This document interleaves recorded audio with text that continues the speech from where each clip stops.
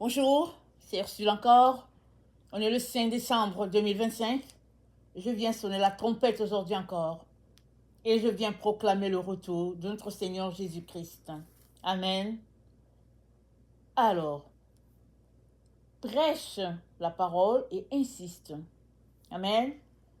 2 Timothée 4, le verset 2. Prêche la parole. Insiste en toute occasion. Favorable ou non. Reprend, censure, exhorte avec toute douceur et en instruisant. Alors, ça c'est la recommandation de notre Seigneur. De prêcher la parole, d'insister, c'est-à-dire sur la vérité, et d'exhorter, de reprendre avec douceur. Alors, c'est vraiment d'amener l'autre à connaître celui-là que tu connais, maintenant que toi tu le connais. Parce que nous naissons tous sans connaître Dieu. Même si nous naissons, certains dans les familles chrétiennes, on pourrait grandir dans une famille chrétienne et ne jamais connaître Dieu. Parce que la connaissance qu'on a de Dieu serait alors la notion de la famille, de qui est Dieu. Dans 2 Timothée 4, au verset 1, voilà ce qu'il dit. Je t'en conjure devant Dieu et devant Jésus-Christ, qui doit juger les vivants et les morts, et au nom de son apparition et de son royaume, prêche la parole. À qui est-ce que Paul est en train de parler? Il est en train de parler à Timothée, et puis Timothée, c'est son enfant spirituel. Donc, Paul a eu à prendre Timothée sous son aisselle, marcher avec lui, l'équiper, lui donner l'enseignement et tout ce dont toute personne a besoin quand elle donne sa vie à Jésus. Et maintenant, Paul est en prison, n'est-ce pas, limité. Et il écrit à Timothée, il lui dit, prêche la parole, insiste en toute occasion. Alors, à quelque part, il a écrit, il a dit, tous cherchent juste leur propre intérêt. Mais je cherche quelqu'un qui aura à cœur l'intérêt de Jésus. Et à travers les différents textes, on sait que Timothée était très jeune. On ne sait pas quel âge il avait, il était très jeune. Mais en lui, Paul a vu quelqu'un, n'est-ce pas, qui pouvait multiplier le nom de Dieu dans le cœur des gens.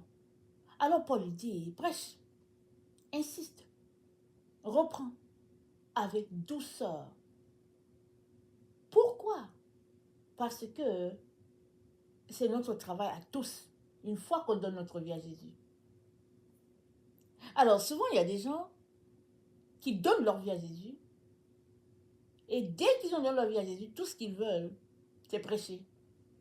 C'est pas parce que ils sont poussés par quelqu'un, mais c'est ici la preuve que effectivement ils ont donné leur vie à Jésus.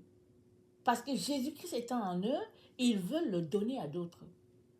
Parce que c'est ça que ça fait. Une fois que tu le reçois, tu aimerais tout simplement que ceux qui ne l'ont pas reçu puissent aussi avoir une connaissance et puis qu'ils puissent mettre leur vie en sécurité. Mais ça prend d'être formé. Et la formation ne va pas forcément se faire dans une école biblique. Il y a des gens qui sont formés dans une école biblique, ça dépend de tout ce que Dieu t'a dit. Mais tu n'as pas besoin d'économiser de l'argent pour aller faire des études à une école, à un séminaire, et puis avant de revenir prêcher la parole. Il y a d'autres, quand ils donnent leur vie à Dieu, et puis si c'est des femmes, ils pensent tout de suite que bon, ils sont vraiment en amour avec Dieu, et puis pour éviter les problèmes, ils vont se mettre dans le couvent, et puis bon, ils sont séparés de tout le monde. Et on a différentes conceptions de notre relation avec Dieu. Et dans le temps même, il y avait les gens, quand ils avaient donné leur vie à Jésus, ils fuyaient leur maison, leur famille, et puis ils allaient se mettre dans des cabanes, dans des genres de désert, et puis vraiment isoler tout le monde. Mais au fait, si Dieu nous a sauvés, c'est aussi pour que par nous, il puisse sauver d'autres personnes. Bon, tu pourrais t'arrêter et te demander comment est-ce que tu as été sauvé. Peut-être as-tu entendu parler la parole à la radio, peut-être quelqu'un t'a-t-il rencontré, peut-être que c'est aussi une expérience dans ton temps avec le Seigneur, c'est-à-dire tu as fait un rêve et puis tu l'as vu, peu importe comment tu as été converti, mais l'essentiel c'est que une fois que Jésus-Christ est en toi, tu veux le donner aussi. C'est ça l'amour agapé, n'est-ce pas, qui est rattaché à Jésus. Et c'est ça, ce lien fort là d'amour qui lie le converti à Jésus et qui fait que il veut, n'est-ce pas, aussi communiquer à l'autre son Dieu. Mais on a besoin d'attendre afin d'être équipé. Parce que on pourrait, n'est-ce pas, dire je vais aller enseigner et puis finalement faire une gaffe parce que n'enseignant pas la bonne chose. Ou bien on pourrait se mettre sous l'aisselle de quelqu'un pour dire enseigne-moi, je vais aller enseigner d'autres, mais il se pourrait que tu viennes te mettre les chaînes aux pieds parce que cette personne, peut-être qu'elle n'est même pas chrétienne encore. Alors, quand on donne notre vie à Dieu, la prochaine étape, c'est de venir s'asseoir au pied de la croix et de se laisser enseigner par le Saint-Esprit et de baigner dans la gloire de Dieu. Et la chose que tu peux faire, c'est donner ton témoignage. Vous dire, ouais, j'étais comme si Jésus m'a sauvé, voilà comment je suis devenue. Et souvent, on n'a pas besoin d'ouvrir la bouche. Quand les gens nous voient aller, ils savent qu'il y a quelque chose de plus en nous. Et souvent, c'est eux qui vont venir pour dire, j'aimerais ce que tu as. Ou bien ils vont dire, mais il est différent, elle est différente. Donc, par l'exemple, on peut être en train de prêcher. Et l'erreur qu'on pourrait faire, n'est-ce pas, c'est de mettre une pression sur l'autre personne qui nous écoute, au point de l'étouffer. Mais non, c'est dire, reprends, censure, exhorte avec douceur et en instruisant. C'est-à-dire que tout ce qu'on est appelé à faire, c'est d'être fait dans la douceur de l'amour. Parce que tu ne veux pas terroriser l'autre, tu ne veux pas le faire fuir, mais tu aimerais qu'à travers toi, Christ lui soit révélé. Alors, il est important, n'est-ce pas, de prendre du temps afin d'entendre comme Dieu aimerait qu'on entende et puis de voir ce que Dieu aimerait qu'on voit. Et que si nous nous retrouvons à faire une analyse, que cette analyse soit faite sous l'œil du Saint-Esprit, afin que nous ne puissions pas nous égarer et puis égarer d'autres personnes. Et cela est d'autant plus important que nous vivons dans un temps où les gens bannissent Dieu de la vie, de la jeunesse, si bien que Dieu demeure comme un être inexistant. Parce que il y a trop de sollicitations au niveau de la technologie, au niveau d'autres choses. Mais si nous qui connaissons le Seigneur, nous nous engageons à répandre la vérité, Alors ces jeunes-là courent aussi, n'est-ce pas, à la chance de donner leur vie un jour à Jésus et de marcher dans ce qu'il a fait pour eux. Et c'est dit, Tite 2, le verset 15, dit ces choses, exhorte et reprend avec une pleine autorité, que personne ne te méprise. Dis ces choses. Ne te laisse pas mépriser. Alors, le Seigneur est tout simplement en train de nous exhorter à ne pas négliger quelque chose que Dieu considère d'important, de très important. On ne doit pas négliger ça. Et ce n'est pas non plus un poids qu'il met sur tes épaules. Ben, si tu n'es pas prêt à prêcher la parole, tu n'es pas prêt, c'est tout. Et que fais-tu pour t'apprêter? Amen. Que fais-tu pour t'apprêter? Souvent, on n'est pas prêt et on demeure dans un état de pas prêt. Et ce que le Seigneur aimerait, c'est tout simplement que, une fois notre vie donnée à Jésus, que nous venons nous asseoir à ses pieds pour être à son école, et une fois l'école finie, le Seigneur nous enverrait sur le champ, afin que sa gloire puisse se répandre sur toute la terre. Alors, il y a aussi des conseils pour éviter des situations désagréables alors qu'on se met à prêcher la parole de Dieu. Donc, dans Tite 3, au verset 9, c'est dit, mais évite les discussions folles, les généalogies, les querelles, les disputes relatives à la loi, car elles sont inutiles et vaines. Vous savez que quand on aime discuter, c'est comme une drogue qui est là. On veut discuter et puis on veut gagner. Une fois que l'on embarque sur la voie de discussion, il faudrait qu'il y ait un gagnant. C'est l'orgueil de l'être humain. C'est quelque chose qui est là en l'être humain. Et puis surtout, ceux qui sont dans les argumentations, alors non, ils ne veulent pas arrêter. Mais le Seigneur nous dit, évite les discussions folles, inutiles, les querelles qui ne servent à rien. Donc avant d'ouvrir la bouche, pour commencer à parler avec quelqu'un, échanger avec quelqu'un, assure-toi que l'échange sera utile pour toi et puis pour Dieu. Sinon, bloque, c'est tout. Bloque, excuse-toi auprès de l'autre et puis laisse aller. Parce que c'est la recommandation du Seigneur de ne pas se verser dans toutes sortes de paroles qui peuvent engendrer des disputes, des querelles, des chicanes, et au point même que les gens ne vont plus se parler. Alors qu'ils se sont retrouvés pour parler de Jésus, ils s'en vont séparés à queue de poisson. Et toutes ces choses-là, c'est ça qui fait que notre Dieu nous dit de prêcher, d'insister. Et s'il y a quelqu'un qui est là, ne connaissant pas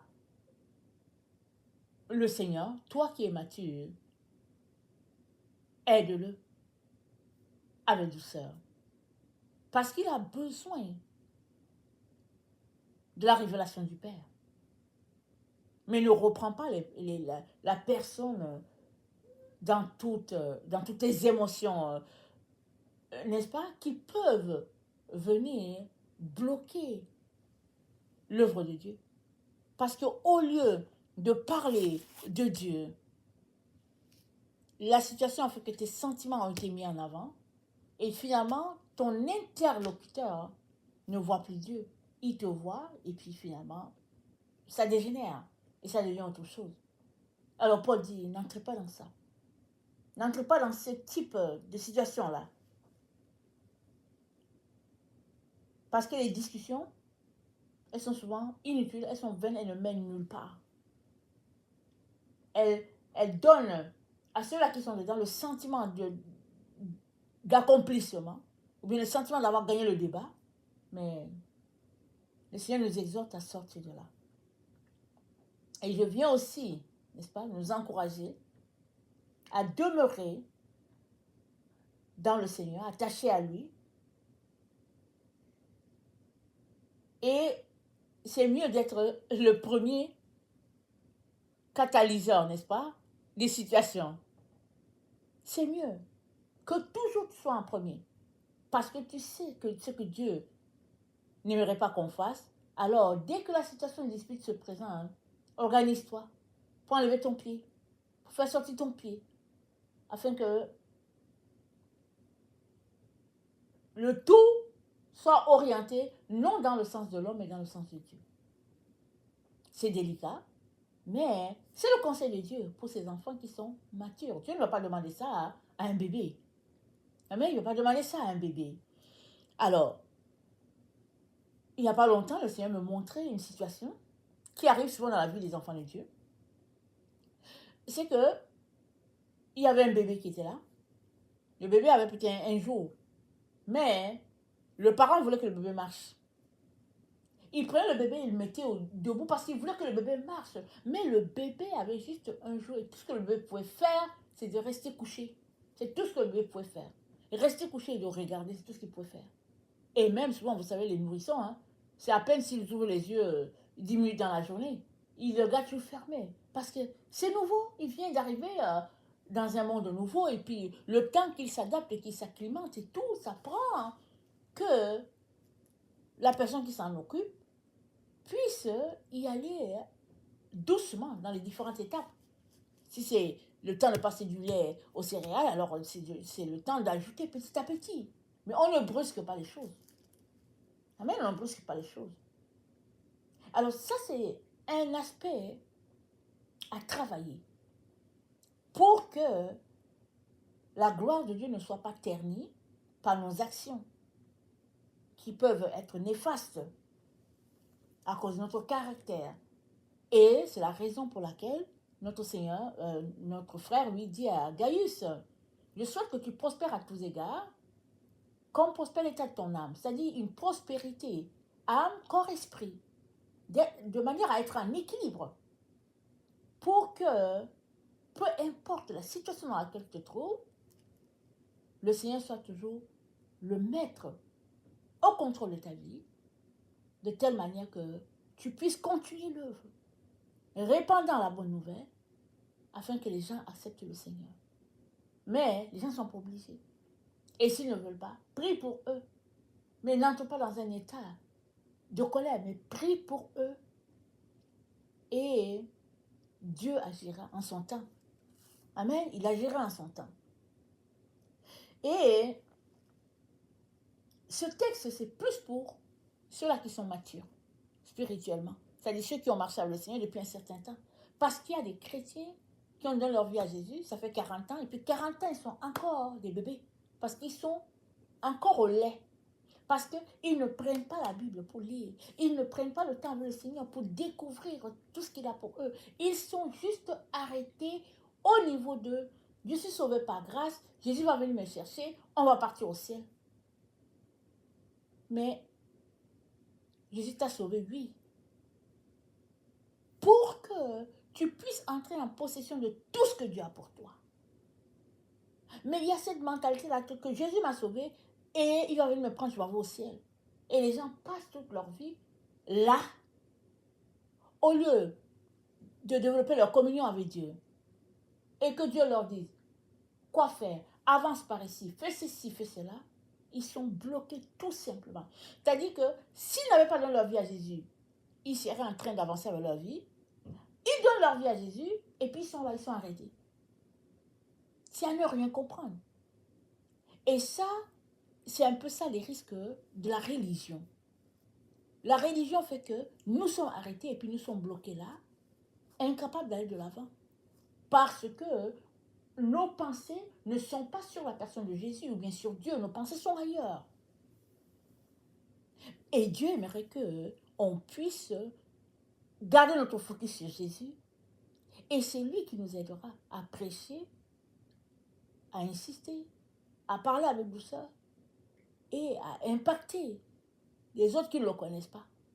De telle sorte que, à la fin, il y ait un Seigneur, une bergerie, un baptême, un Saint-Esprit, de telle sorte que tout soit un à la gloire de Dieu.